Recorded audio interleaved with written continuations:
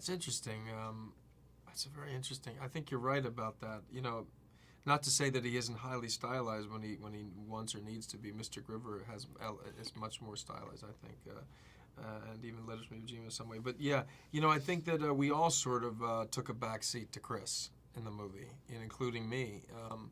He was a very specific human being, and had a lot of interesting gears, and where I could have maybe wanted to try to have a scene go a different way because of me as the actor or something. I couldn't because of Chris, and that was a beautiful thing. And I think Clint sort of recognized that as well. And the movie, just settle it all down and let Chris lead the way. And that was a beautiful experience for both of us.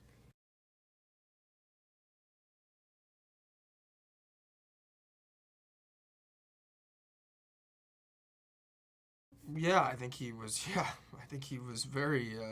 I mean, if anybody was going to tell the story of your life, you would want to be. You want to make sure they get it at least semi correct. I only got the chance to talk to him once, but luckily, his wife carried the torch, and she really opened up her life, and we sort of oriented the script and the story and made it a little bit more about their relationship and what that's focus was, which I think actually in the end would have been what Chris wanted anyway. It gives a light to their dynamic and hopefully people watching the movie will see, the toll that choice of lifestyle and vocation takes on a family.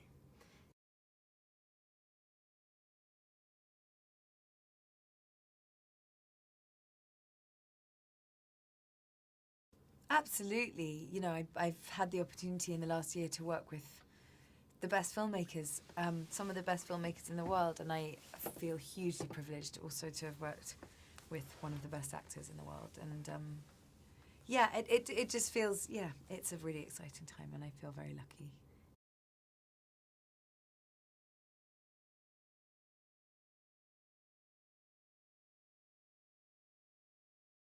She was very involved with Jason Hall, our writer. I mean, pretty much all of it is based on stories from her, and Jason actually spent a lot of time with Chris as well, but she was my touchstone for all of it. She was on the end of the phone constantly, and we spent time together, and she's just an open book. She's so willing to talk about anything. Nothing was off the record.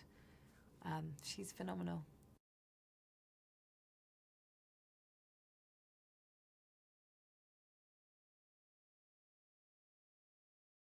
At the nascent stage, really, before the rights had even been bought by Warner Brothers, so very early.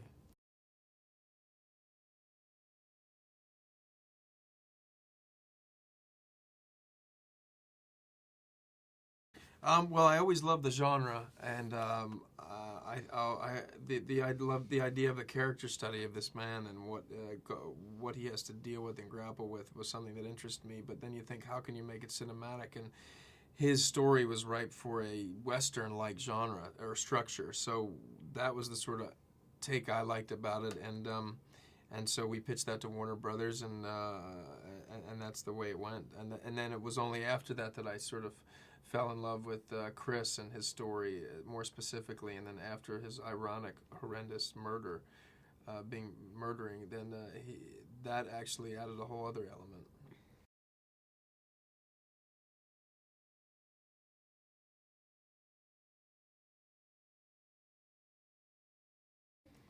If we get it right, yes. If we're at all accurate, and those who have gone through or are going through those situations say yes, that resembles or reveals or reflects what we go through, then it's essential actually, and that was what we tried to do. Those were our aspirations.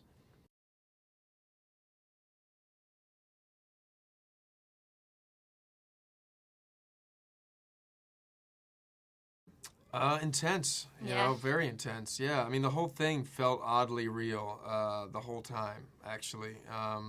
We shot a couple of those major sequences in Rabat, Morocco, which always lends itself to a more of a believable reality when you go abroad to shoot as opposed to California.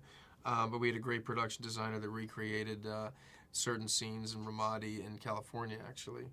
But we also had the benefit of a real SEAL Team 3 sniper who was with Chris on two of those tours, who played himself, Kevin Lace, And that was, for me, invaluable because we had a guy who was there when Mark Lee was killed, when Biggles was shot. It was incredible.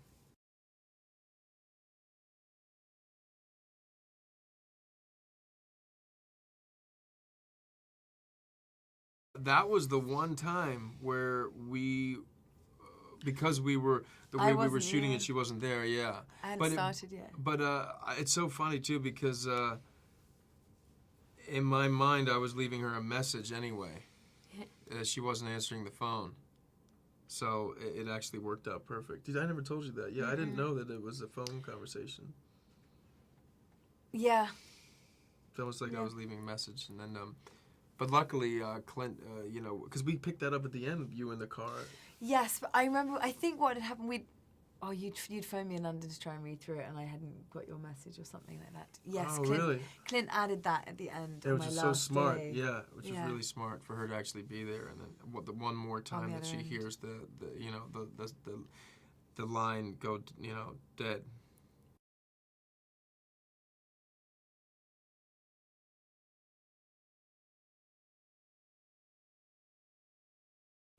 No, I was cast before, but they started with the Iraq stuff, which was obviously which I'm not in.